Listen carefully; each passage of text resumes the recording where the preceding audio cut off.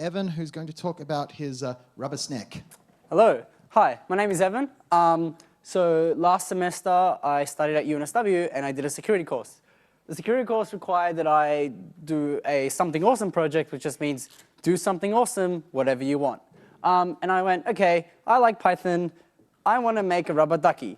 What is a rubber ducky? It's just a malicious USB that enters commands into your computer. So I got a PyBoard.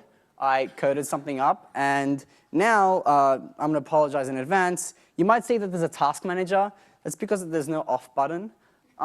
So you press the button, and it does this.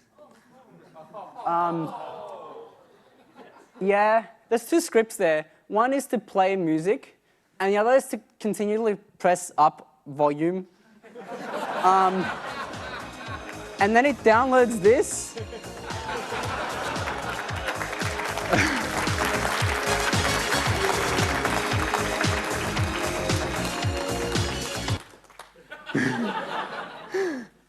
Cool. I'll be at sprints tomorrow if you want to help me make this better.